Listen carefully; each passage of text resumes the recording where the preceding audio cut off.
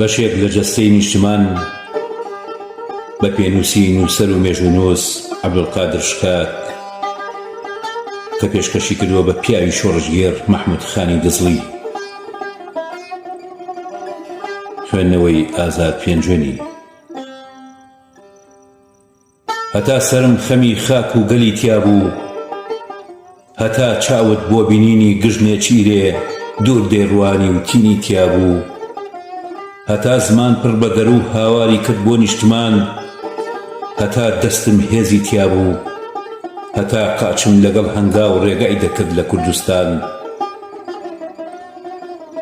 کام هەورازێ سەکرد بووە یان تو لە ڕێی باریک بووە، کام زیندانێ تاریک بووە، کام پێکی کاڵ زەهەر بوو بێ مەرگ بوو بێ، هەر دەربەندێ قوڵپی گریانی گرت بێ.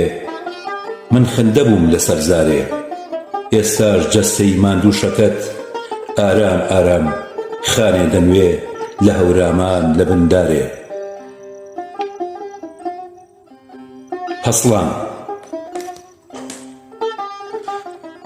گەورم ئەمڕۆ هاتی بەسەر باسی خۆتە، ڕۆژی خۆتە و شار خۆی ڕاخست لەبەر پێتە.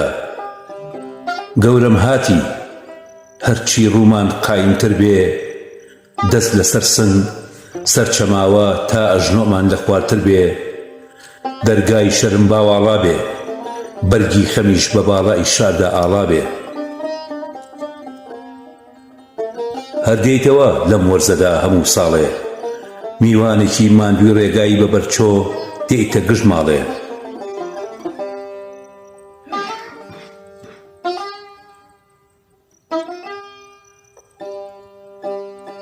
کە تۆ هاتی دەستت گیرکە لە برینی پڕ ئازارمان، لە ئاوارەی بێلانەمان لە باری خەمی دەروونمان. کەی دەپرسی لە جۆگەلەی پڕ لە خوێنی بەرکانیاوێ، کەی دەپرسی لە دایکی ڕۆڵە کوژراوێ لە نۆ ماڵێکی ڕووخاوێ.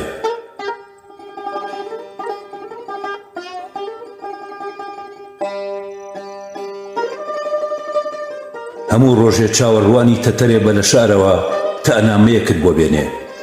هەواڵێکی ئەو دەبەرە ئەی سەر بولدەی ئەو سەروەرە، دەبێ نوقڵانەی پیلانێ ئەم جارە کێبووی داناوێ. خانی خانان کە جۆن لیس هاتە سەر ڕێگا، خۆی واتەنی زۆر لێت ترسا. هێندەی بۆی کراو تێکۆشە، خەڵکانێکیش بۆی خرۆشە. کەڵکی نەبوو گەڕانەکە، خۆی لە تەونی بۆسەی تۆدا ڕزگار نەکە.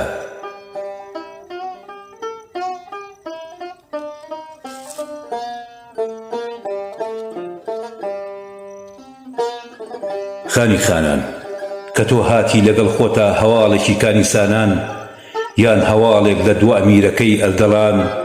سەردار ڕەشید دەبێ مابێ، یان لە کونجی قەسری قاجار تون کرابێ.